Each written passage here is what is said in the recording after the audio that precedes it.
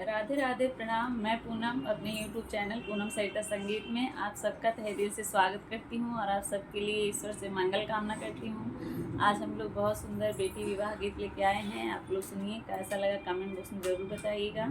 Video थोड़ा बड़ा हो जाएगा, देखिएगा ज़रूर, स्क्रिप मत करिएगा। आप लोग अपना ज़्यादा से ज़्यादा सपोर्ट करिए हमारे चैनल को और अपना आशीर्वाद दीजिए।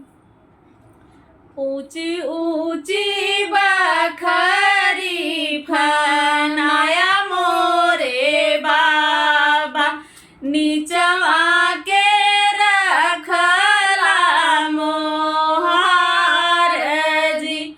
ऊंची ऊंची बखरी फनाया मोरे बाबा, नीचवा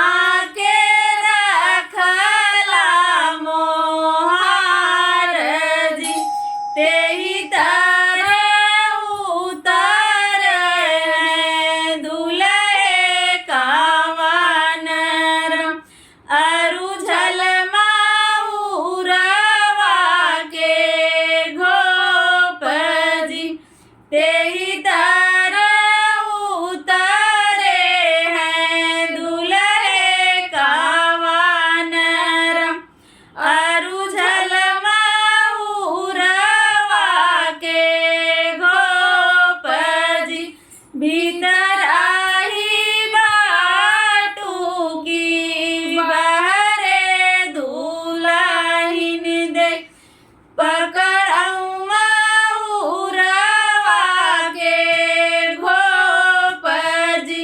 भीतर आई बाटू की बहरे दुल्हन दे, पकड़ऊ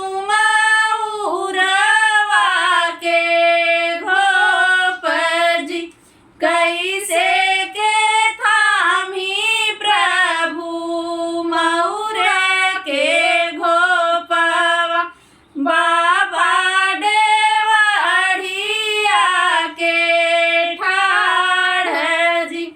कैसे के थामी प्रभु मऊरा के घोपवा, बाबा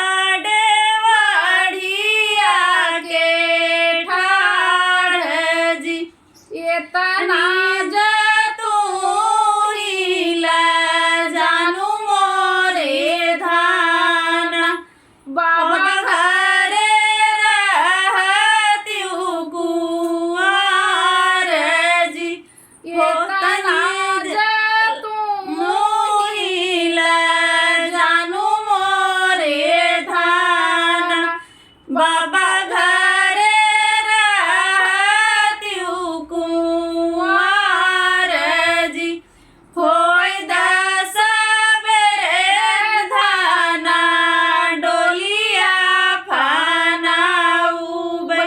देखिले बैला जिया तो हार जी।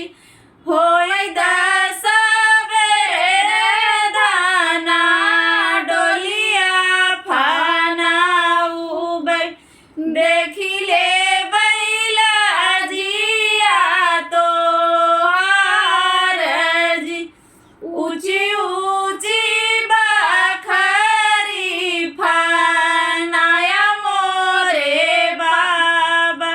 नीचवा के रखला मोहार जी।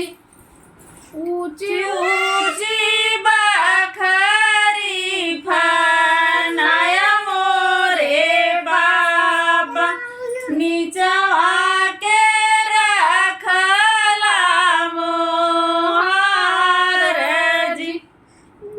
आप लोग ऐसे ही सबको लगा के चाचा भैया आगे बढ़ा सकते हैं गाना। आप लोगों को कैसा लगा बताइएगा ज़रूर। धन्यवाद।